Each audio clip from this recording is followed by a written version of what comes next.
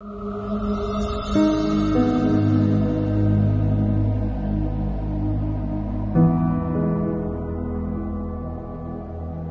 relations diplomatiques entre les États africains et l'Ukraine sont en pleine évolution en ce moment même, surtout à la lumière de ces récents conflits du côté de l'Europe de l'Est et leur impact sur les pays africains.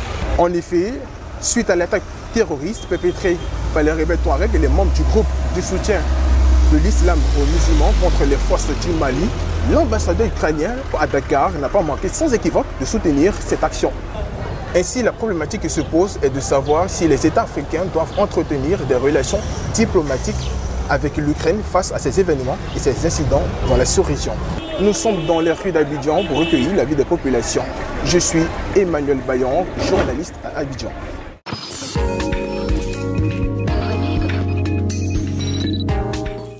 Moi, c'est M. Amani Roland. Les Occidentaux, ils déconnent tellement. Parce que eux, ils pensent que l'Afrique c'est devenu comme une poubelle. Mais il faut qu'ils sachent qu'aujourd'hui nous sommes un pays une chose, des colonies qui sont indépendantes. Donc vraiment, ils venaient s'introduire, bien s'ingérer dans les histoires d'Afrique et puis en soutenant même les djihadistes. Ce n'est pas une bonne chose. Je crois bien que ce n'est pas une bonne chose. Puisque chez nous ici en Côte d'Ivoire, on a été visité aussi par les djihadistes. On a vu ce que ça a causé. Aujourd'hui, voici que les incidents sont aussi bons. Ceux qui doivent nous défendre, c'est du côté des djihadistes pour, disons, les armées, pour attaquer les populations. Ils pensent que ça ne représente pas bien, à mon humble avis, quoi.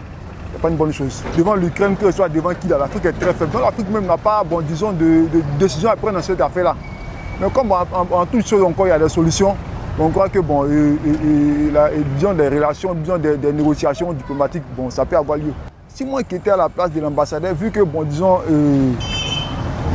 j'allais essayer de voir, disons, les pays africains, essayer de négocier ou bien de causer avec les dirigeants pour qu'on puisse trouver une solution par rapport à ça. Je crois que c'est ce qui est juste. Parce qu'en toute chose, la violence n'a jamais primé à quelque chose. Parce que en toute chose, il faut la négociation. C'est en parlant qu'on pourra se comprendre. Voilà, donc la négociation est encore possible. Mon nom à l'état civil, c'est Mantra. Concernant la déclaration de l'ambassadeur d'Ukraine concernant l'attaque des djihadistes au Mali, je pense qu'il n'a pas ce droit-là. Parce que tout le monde sait que ce que les djihadistes représentent en Afrique de l'Ouest sont sous déstabilisation et les encourager, c'est comme si c'est encore augmenter le risque terroriste en Afrique encore. Donc pour moi, il est malvenu pour la déclaration de l'ambassadeur d'Ukraine. Je pense qu'il doit s'excuser auprès de l'État malien et de faire de sorte que ces genres de choses ne se répètent plus encore sur le territoire malien. L'avantage qu'un entretien diplomatique, je pense que ça pourra régler la situation parce que le Mali est déjà en guerre, donc elle ne va plus chercher à être en guerre. Donc c'est par voie diplomatique que ce problème pourra être réglé. Donc je pense que l'État malien et l'État ukrainien doivent s'asseoir et puis discuter de sorte que l'Ukraine ne soit plus sous déstabilisation au Mali. Moi, c'est M. Gbagbo à l'état civil. Mes impressions je ne partage pas la même avis que l'ambassadeur de l'Ukraine. Le fait qu'on tue les soldats russes, y compris les soldats maliens, qui manifestent sa joie, je ne suis pas d'accord. Mais au fond de sa joie, il comprend bien sa joie. Sa joie, ce n'est pas le fait qu'on tue les Maliens, mais c'est le fait qu'on tue les Russes qui les contentent. Les Ukrainiens et les Africains, c'est quelque chose de diplomatie. C'est la diplomatie qui doit être imprégnée dans cette affaire. Parce que je vois que là, c'est difficile. C'est entre les Africains et puis... le peuple africain même ne s'attend pas. Tu vois, le peuple africain même ne s'attend pas. Donc, c'est très difficile de s'entretenir avec l'Occident. Pour arriver à les exterminer, il faut négocier. Parce que si c'est pour aller faire la guerre directe, non, c'est pas bon. Les gars, on ne les voit pas. Les gens, ils sont armement entraînés. Ce n'est pas qu'ils leur fournissent des armes. Donc, eux, ils sont prêts à mourir. Donc, pour aller contre eux comme ça, c'est très difficile. Très, très difficile pour les Africains. Le Tano Passi Sylvestre. Ok. Par rapport au communiqué de l'ambassadeur de l'Ukraine, j'ai vu ça, mais j'ai vu que c'est un peu étonnant de sa part.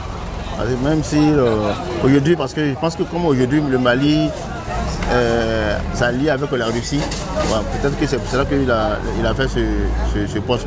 Mais quand même, c'est malheureux de sa part, c'est inhumain en fait.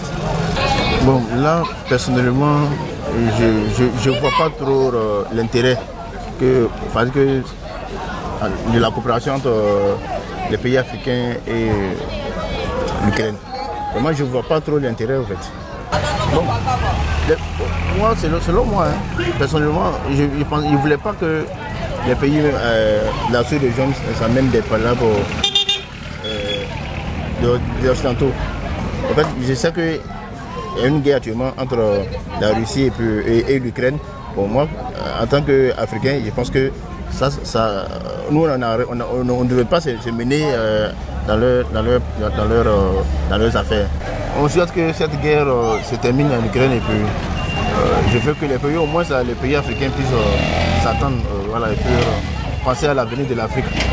Parce qu'aujourd'hui, je vois qu'il y a beaucoup qui sont sortis de la CEDEAO et puis trop de conflits. C'est pas trop intéressant en fait.